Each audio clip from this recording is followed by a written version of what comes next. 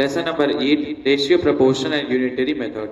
So students, in this chapter we will learn about ratio, proportion, unity method, how we find the ratio, what is the rules of ratio. So now students, let's begin with our chapter ratio. Ratio हम लोग आखिर निकालते क्यों हैं?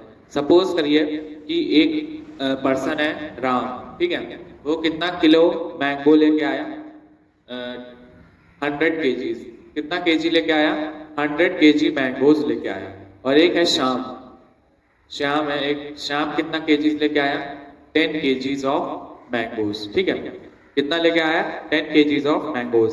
तो अगर हमें compare करना हो, राम और श्याम को कंपेयर करना हो कि दोनों एक दूसरे के कंपैरिजन में कितना मैंगोज लाए, तो उसके लिए हम इसको फ्रैक्शन में लिख देंगे, ठीक है,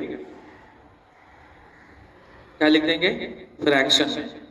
कंपैरिजन हम करेंगे डिवीजन के थ्रू, ये हो जाएगा 100/10, ठीक है, 100/10, ये हमने इसको कंपेयर कर दिया। अब हम इसको रिड्यूस कर देंगे 0 0, मतलब हमारे पास आया 10/1, ठीक है, कितना आया, 10/1। और अगर इसको आपको रेशियो में लिखना होगा तो हम लोग इसको लिख देंगे 10:1, ये है क्या, इज 2, इसको क्या पढ़ते हैं, IS इज और 2, 10:1। मतलब कि क्या हुआ, अगर ये 1 किलो मैंगो लाएगा तो ये 10 kgs ऑफ मैंगोज लेके आएगा, ठीक है। अगर राम 10 kg मैंगोज लाएगा तो वो 1 kg ऑफ मैंगोज लेके आएगा। इसी को हम कहते हैं रेशियो। रेशियो में बेसिकली हम कंपेयर करते हैं। सपोज करिए एक आदमी जो था वो 50 kg ऑफ एप्पल लेके आया और दूसरा आदमी कितना लेके आया, 25 kg।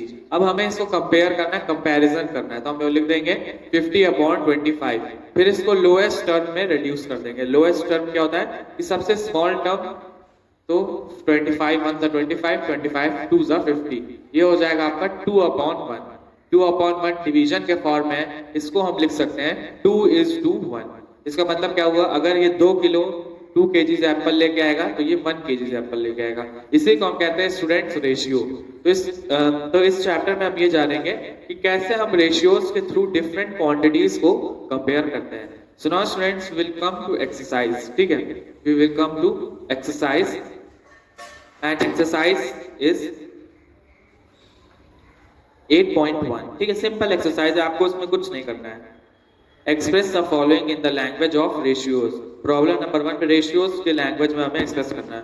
Number of children in a family is 3 times the number of adults in a family, ठीक है, मतलब कि number of children in the family जो है वो 3 times है, अडल्ट के 3 गुना है, ठीक है, अडल्ट के कितने हैं, 3 गुना। सबसे पहले देखिए यहाँ पे दिया हुआ है नंबर ऑफ चिल्ड्रन, तो हम चिल्ड्रन ही से लिखेंगे, शुरू करेंगे, ठीक है। यहाँ पे 1 में देखिए क्या दिया हुआ है, ratios of number of children to number of adults, ADULTS is कितना है, 3:1। चिल्ड्रन 3 है होंगे तब एक जाके एडल्ट होगा। तो इसी तरह आपको प्रॉब्लम नंबर 1 करनी होगी, ठीक है। Now we will move on to problem number 3। Problem number 3 में आपको इक्विवेलेंट रेशियोज देखने हैं, ठीक है। तो पहला हमारे पास क्या है, 6:11, ठीक है, क्या है, 6:11। इसको हमको इक्विवेलेंट रेशियो में एक्सप्रेस करना होगा, 6:12, ठीक है। प्रॉब्लम नंबर है आपकी है 3। Let's do this problem. क्या दिया हुआ है, 6:12, इसका आपको इक्विवेलेंट रेशियो फाइंड करना है। तो देखिए हम लोग क्या करेंगे कि पहले तो लिख देंगे 6/12, फिर इसको मल्टीप्लाई कर देंगे, जितने से न्यूमरेटर में मल्टीप्लाई करेंगे उतने ही से डिनोमिनेटर में, ये 2 × 2, ये हो जाएगा 6 2 12/24। एक रेशियो ये आ गया, और हम इसको लिख सकते हैं 12:24। फिर नेक्स्ट देखिए 6/12 को हम लोग मल्टीप्लाई कर देंगे 3 × 3 से, 18/36, और इसको हम क्या लिख सकते हैं, 18:36। नेक्स्ट है 6/12 को हम मल्टीप्लाई कर देंगे 4/4 से, तो हो जाएगा 6 4 24/12 4 48, और इसको क्या लिख सकते हैं 24:48। ध्यान में ये रखना है कि जितने से न्यूमरेटर मल्टीप्लाई करेंगे सेम नंबर से हमको डिनोमिनेटर भी मल्टीप्लाई करना होगा। अब यहाँ पे इसी तरह आपको प्रॉब्लम नंबर 3 भी स्टूडेंट्स सॉल्व करनी होगी, ठीक है। अब नेक्स्ट देखिए प्रॉब्लम नंबर 6। प्रॉब्लम नंबर 6 में देखिए क्या दिया हुआ है, divide 48 balloons between Priya and Raj in the ratio of 5:3।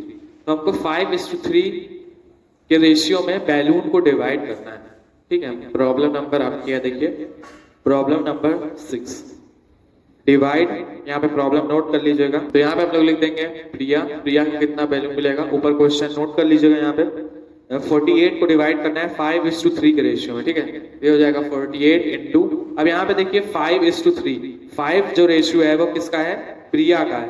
तो हम लिख देंगे 5 और नीचे हम इसको ऐड कर देते हैं, जैसे 5 + 3 कितना होगा, 5 6 7 8, 5/8 हो जाएगा, ठीक है। अब 8 से डिवाइड कर दीजिए, 8 1 8, 8 2 16, 8 3 4, 8 6 48, ठीक है, और 6 5 30 बैलून्स। तो इसको कितने बैलून्स मिल जाएंगे, 30 बैलून्स। अब हमको किसका निकालना है, राज का। राज का निकालने के लिए टोटल नंबर ऑफ बैलून 48 है, इसको मल्टीप्लाई करेंगे। राज का रेशियो कितना है, 3। तो यहाँ पे हम लोग लिख देंगे 3 टोटल ऐड कर देंगे, टोटल कितना है 5 + 3 8, ठीक है। तो 8 1 8, 8 6 48, 6 3 18 बैलून्स। तो इसी तरह सिंपल प्रॉब्लम है, आपको सॉल्व करना होगा, ठीक है। 5:3 का रेशियो है, ठीक है, मतलब 5 जो है वो प्रिया का है और 3 जो है वो राज का रेशियो है, ठीक है। 5 किसका है, प्रिया का, और 3 राज का रेशियो है, ठीक है। तो 48 तो टोटल हो गया, फिर 5 प्रिया का रेशियो है, 3 राज का, अपॉन टोटल 5 + 3। इसी तरह हम लोग रेशियोज वाली जितनी प्रॉब्लम्स होती हैं वो सॉल्व करते हैं, ठीक है।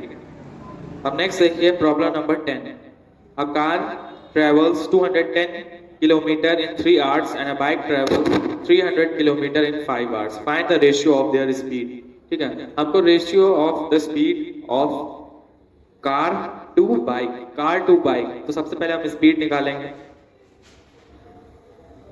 प्रॉब्लम नंबर कौन सी है ये, प्रॉब्लम नंबर 10, ठीक है। स्पीड का फॉर्मूला क्या होता है, speed is equal to distance, यहाँ पे देखिए कार और यहाँ पे मैं निकालूंगा बाइक, ठीक है। स्पीड का क्या फॉर्मूला होता है, speed is equal to distance upon time. यहाँ पे भी speed is equal to distance upon time, ठीक है। अब देखिए कितना है, a car travels 210 kilometre in 3 hours। तो 3 7 21 और ये 0, ये हो जाएगा 70। And a bike travels 300 kilometre in 5 hours upon 5, 5 1 5, 5 6 30, 0, यहाँ पे आ गया 60। मतलब कि रेशियो कितना हो जाएगा, 70:60, ठीक है। ये आपका रेशियो हो गया।